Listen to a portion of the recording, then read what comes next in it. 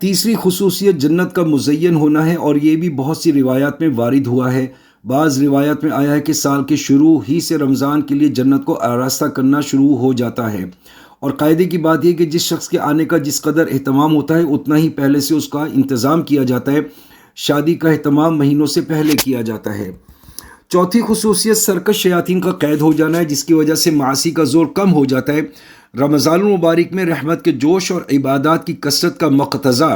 یہ تھا کہ شیاطین بہکانے میں بہت ہی انتھک کوشش کرتے اور ایڑی چوٹی کا زور ختم کر دیتے۔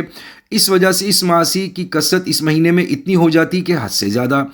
لیکن باوجود اس کے یہ مشاہدہ اور محقق ہے کہ مجموعی طور سے گناہوں میں بہت کمی ہو جاتی ہے۔ کتنے شرابی کبابی ایسے ہیں کہ رمضان میں خصوصیت سے نہیں پیتے، اور اسی طرح اور گناہوں میں بھی کھلم کھلا کمی ہو جاتی ہے، لیکن اس کے باوجود گناہ ہوتے ضرور ہیں، مگر ان کے سرزد ہونے سے حدیث پاک میں تو کوئی اشکال نہیں، اس لیے کہ اس کا مضمون یہی ہے کہ سرکش شیاطین قید کر دیے جاتے ہیں۔ اس بنا پر اگر وہ گناہ غیر سرکشوں کا اثر ہو تو کچھ خلجان نہیں۔ البتہ دوسری روایات میں سرکش کی قید کے بغیر مطلقاً شیاطین کے مقید ہونے کا ارشاد بھی موجود ہے۔ پس اگر ان روایات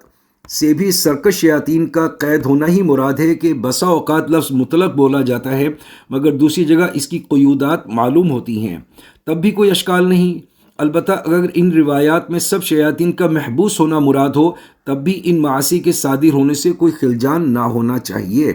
اس لیے کہ اگر معاصی عموماً شیاطین کے اثر سے ہوتے ہیں مگر سال بھر تک ان کے تلبیس اور اختلاط اور زہریلے اثر کے جماؤ کی وجہ سے نفس ان کے ساتھ اس قدر مانوس اور متاثر ہو جاتا ہے کہ تھوڑی بہت غیبت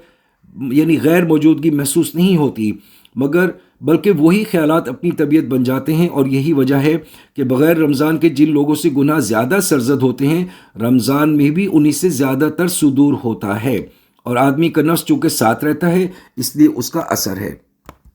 دوسری روایات میں ایک اور بھی ہے، نبی کریم صلی اللہ علیہ وسلم کا ارشاد ہے کہ جب آدمی کوئی گناہ کرتا ہے تو اس کے قلب میں کالا نقطہ لگ جاتا ہے، اگر وہ سچی توبہ کر لیتا ہے تو وہ دھل جاتا ہے ورنہ لگا رہتا ہے، اگر دوسری دفعہ گناہ کرتا ہے تو دوسرا نقطہ لگ جاتا ہے، حتیٰ کہ اس کا قلب بالکل سیاہ ہو جاتا ہے، پھر خیر کی بات اس کے قلب تک نہیں پہنچتی۔ اس کو اللہ تعالیٰ نے اپنے کلام میں کلا بل ران علی قلوبہم سے ارشاد فرمایا کہ ان کے قلوب زنگ آلود ہو گئے۔ اس صورت میں وہ قلوب ان گناہوں کی طرف متوجہ ہوتے ہیں۔ یہی وجہ ہے کہ بہت سے لوگ ایک نوع کے گناہ کو بے تکلف کر لیتے ہیں، لیکن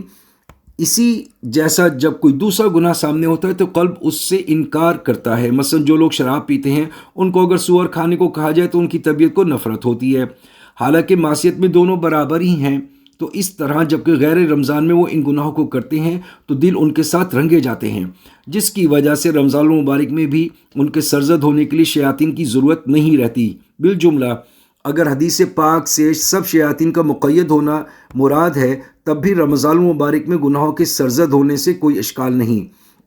اگر متمرد سرکش اور خبیث شیاطین کا قید ہونا مراد ہو تب بھی کوئی اشکال ہے ہی نہیں، اور بندہ ناچیز کے نزدیک یہی توجیہ اولا ہے، اور ہر شخص اس کو غور کر سکتا ہے اور تجربہ کر سکتا ہے۔